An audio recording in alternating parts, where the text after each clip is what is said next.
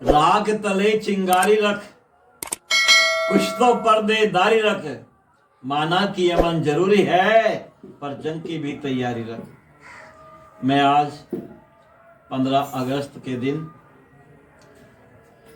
पूरे भारतवर्ष के बहन भाइयों को आज़ादी के इस पर्व की हार्दिक शुभकामनाएं देता हूं, मुबारकबाद देता हूं। इस 15 अगस्त के लिए, आज़ादी के लिए, आज़ादी की उद्घोषणा के लिए हमारे देश के अनेकों वीर शहीदों ने कुर्बानियां दी।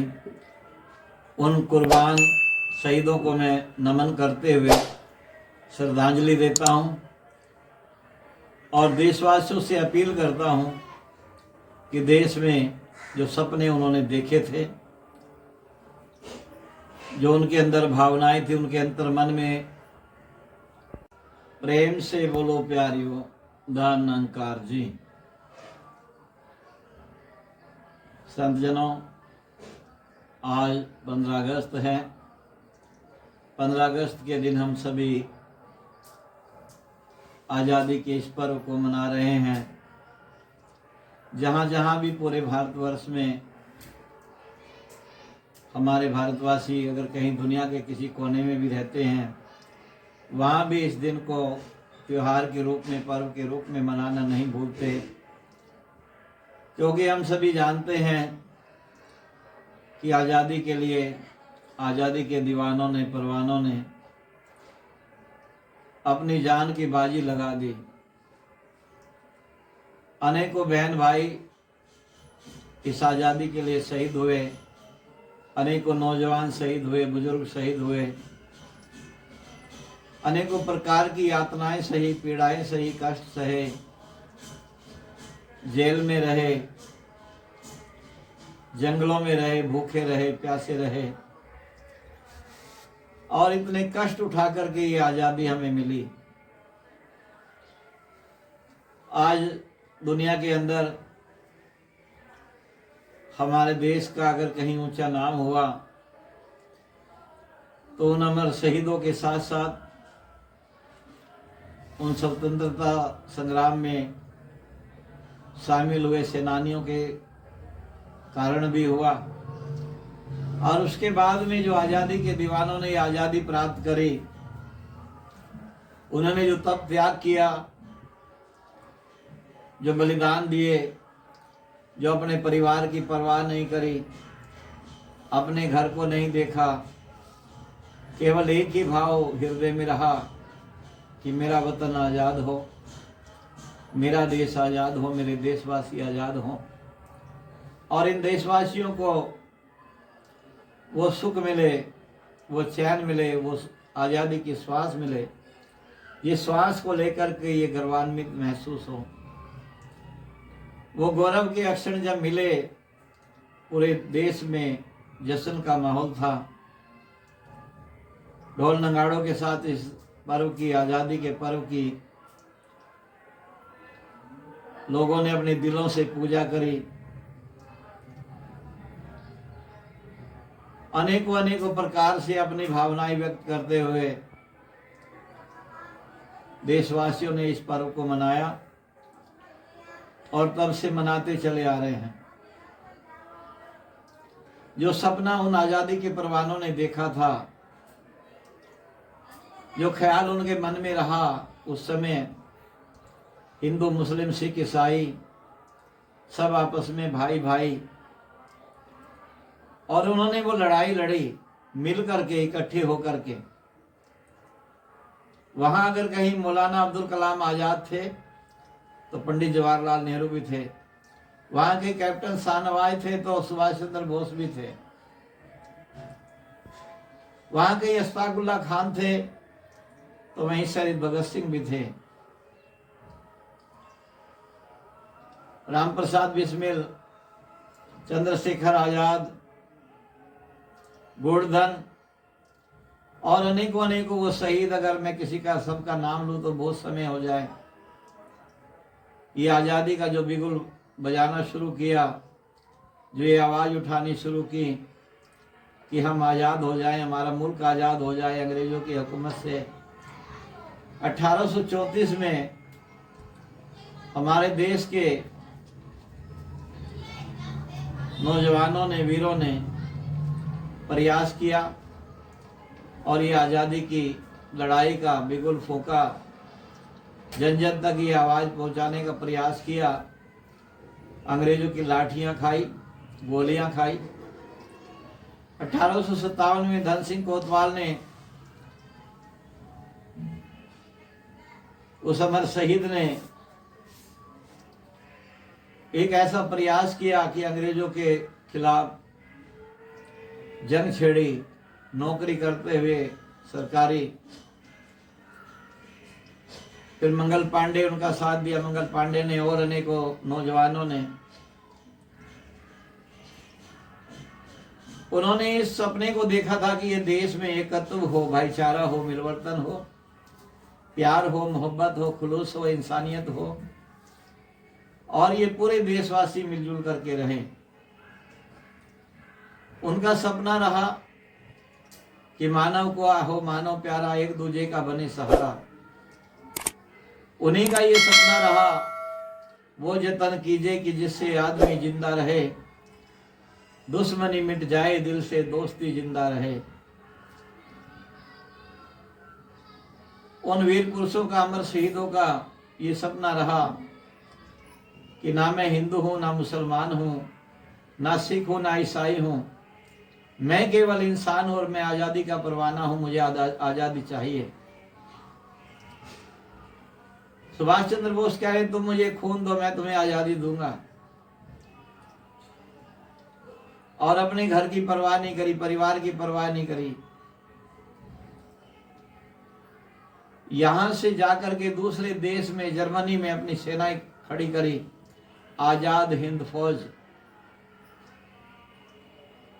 और उसकी कमान एक वीरांगना को थमाई, एक बहन को, एक बेटी को थमाई। नारी शक्ति का भी विशेष योगदान रहा, झलकारी बाई का विशेष योगदान रहा, रानी लक्ष्मीबाई का भी योगदान रहा, नाना देशमुख का योगदान रहा। अनेकों ऐसे 20 वीर पुरुष हुए। केवल उनका एक सपना रहा कि किसी तरह से ये देश आज़ाद हो जाए और इस देश में ऐसा माहौल हो जहाँ केवल मोहब्बत ही मोहब्बत हो, प्यार ही प्यार हो, भाईचारा ही भाईचारा हो। और वो रोज नारे भी लगाते थे, वो रोज कहते भी थे, ये भारत भूमि वीरों की भूमि है, संतों की भूमि है, शहीदों की भूमि है, वीर पुरुषों की भूमि है। और उन वीर पुरुषों ने इस भारत के लिए अनेकों अनेकों कष्ट सहे, यातनाएं सही। और ये यातनाएं सह करके 15 अगस्त 1947 को ये देश आजाद हुआ, जहां हमारे वीर पुरुषों ने ये योगदान दिए। चाहे बाबा साहेब भीमराव अम्बेडकर जी हो, चाहे लाला लाजपत नारायण जी हो, लाला लाजपत नारायण जी, और अनेकों लोग जिनका मैंने अभी नाम लिया, और बहुत सारे अगर मैं नाम लूं तो समय भी बहुत निकल जाए। वहीं संत निरंकारी मिशन भी इस योगदान में पीछे नहीं रहा। संत निरंकारी मिशन के संत बाबा बूटा सिंह जी महाराज, उन्होंने अपनी जिंदगी के बहुत ही खूबसूरत कई साल जेल के अंदर अंग्रेजों की यातनाएं सह करके बिताए। बाबा अवतार सिंह जी महाराज, उन्होंने भी अपनी जिंदगी में आजादी की लड़ाई में अनेकों अनेकों कष्ट सहे और जेल में गए। उन्होंने भी जेल में जाकर के अंग्रेजों के खिलाफ सत्याग्रह में वो शामिल हुए, भूख हड़ताल भी किया और आज़ादी की लड़ाई में अनेकों प्रकार से उन्होंने कष्ट कलेश सहे। जो कष्ट उनको दिए गए वो प्यार से सहते रहे। वो कहते रहे, देखना है जोर कितना बाजुए कातिल में है, सर भरोसे की तमन्ना अब हमारे दिल में है। सरफरोशी, अपने सर को आज़ादी के लिए बलिदान करना, कुर्बान करना। कुर्बानी कुर्बानी कुर्बानी, अल्लाह को प्यारी है कुर्बानी। ये परमात्मा को प्यारी कुर्बानी, अल्लाह को प्यारी कुर्बानी, वो कुर्बानी जो उन शहीद पुरुषों ने इस भारत भूमि में रहने वाले अनेक पुरुषों के लिए, वीरों के लिए, केवल हृदय से एक ही भाव निकलता है कि उन वीरों को सत सत नमन, सत सत नमन, सत सत नमन। और उन संत महात्माओं को भी सत सत नमन जिन्होंने इस लड़ाई में योगदान दिया। निरंकारी मिशन ने अनेकों नौजवान, अनेकों भक्त इस आज़ादी में शामिल किए, आज़ादी की लड़ाई में। और जब ये संत निरंकारी मिशन की स्थापना हो गई तो निरंकारी मिशन ने इस जश्न को भी बहुत खूबसूरती से मनाया। सन 1948 में संत निरंकारी मंडल की स्थापना हुई। 1956 में संत निरंकारी सेवा दल की स्थापना हुई। और ये 15 अगस्त को संत निरंकारी मिशन मुक्ति पर्व के रूप में मनाने लगा।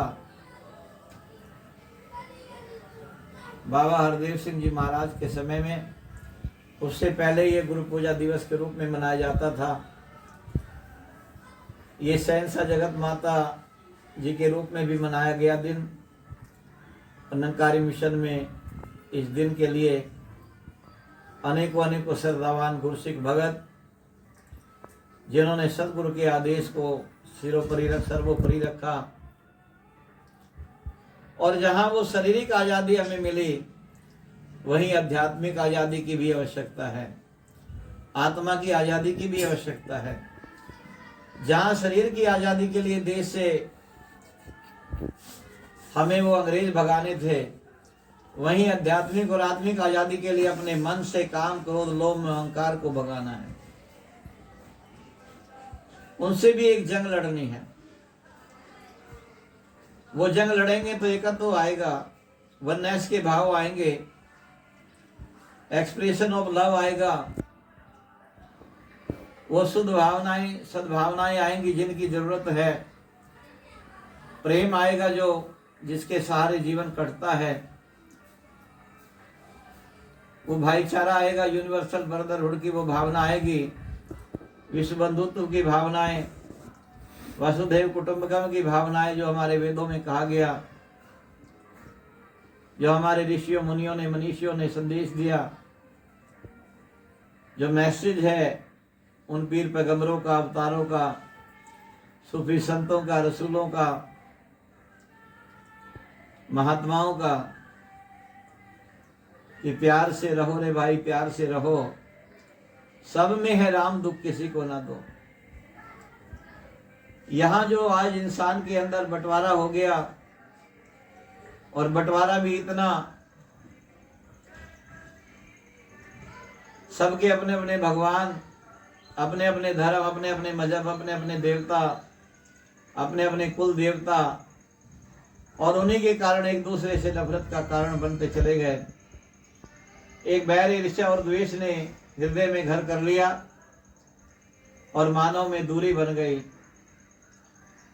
मानव भूल गया कि एक नूर है सबके अंदर, नर है चाहे नारी है, ब्राह्मण क्षत्रिय वैश्य हरिजन, प्रभु की खलकत सारी है। ये मानव भूल गया। खुदा ने नूर से अपने हमें बंदा बनाया है, हमारे वास्ते खुद भी ये बंदा बन के आया है। जब आज़ादी की लड़ाई लड़ी जा रही थी, कत्लो गारत हो रहा था, किसी गीतकार ने कहा था, है खुदा इस धरती पर इंसान बन के देख, 4 दिन किसी का मेहमान बन के देख। जब जब भी इस धरती पर पाप का बोझ बढ़ता है, अत्याचार अनाचार होता है, व्याभिचार होता है, धर्म को क्षीण किया जाता है, धर्म की स्थापना के लिए, पाप को खत्म करने के लिए, पापियों के उद्धार के लिए दुनिया में संत महात्मा गुरु पीर पैगंबर अवतार आए हैं। और उन्होंने संदेश दिया कि अगर कहीं इस नफरत के ऊपर तुम्हें जीतना है, ये जंग जीतनी है नफरत की, बैर की, ईर्ष्या की, द्वेष की, तो तुम्हें मोहब्बत करनी पड़ेगी, भाईचारे को स्थापित करना पड़ेगा, एकत्व को अपनाना पड़ेगा, प्रेम को अपनाना पड़ेगा। तुम्हारे जीवन में अगर प्रेम नहीं आया, नफरत नहीं आई, भाईचारा नहीं आया, तो तुम्हारा जीवन व्यर्थ हो जाएगा। तो संतजनों, महापुरुषों, गुरुमुखों और दुनिया के इंसानों, जो कुर्बानियां इस आज़ादी को प्राप्त करने के लिए शहीदों ने दी, उन कुर्बानियों की कदर करो, उसकी कीमत समझो, वैल्यू समझो और अपने अंदर मानवता को लाओ, इंसानियत को लाओ, भाईचारे को लाओ, मिलवर्तन को लाओ। जो गुरु पीर पैगंबरों का संदेश है, प्यार मोहब्बत से दुनिया में रहना है, और वो रहने के लिए प्यार मोहब्बत से, ये नहीं कि जंग करनी ही छोड़ देंगे। तो तभी तो वो शायर ने कहा, राग तब सिंगारी रख, कुछ तो पर्देदारी रख, माना कि अमन जरूरी है, पर जंग की भी तैयारी रख। वो जंग उन्होंने तो वहां उस समय वो लड़ी, आज हमें लड़नी अपने आप से, और वो परिवार समाज में बनी हुई उन कुरीतियों से, जो मानव को मानव से दूर करती है, इंसानियत को तंग करती है, इंसानियत को क्षीण करती है, भाईचारे को कमजोर करती है, उनसे भी जंग लड़नी है। और वो अध्यात्म के बिना लड़ी नहीं जा सकती।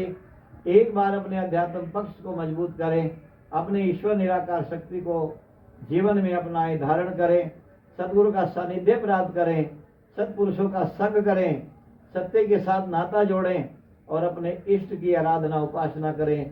जो इष्ट तमाम दुनिया का है, एक ईश्वर, एक परमात्मा, एक खुदा, एक को जानो, एक को मानो, एक हो जाओ। यही संत महात्माओं का पैगाम रहा, यही संदेश रहा। इसी संदेश को हम अपने जीवन में अपनाते चले जाएं और सदगुरु की शिक्षाओं को धारण करते चले जाएं, उन शहीदों को नमन करते चले जाएं। एक बार फिर मैं आज़ादी के परवानों को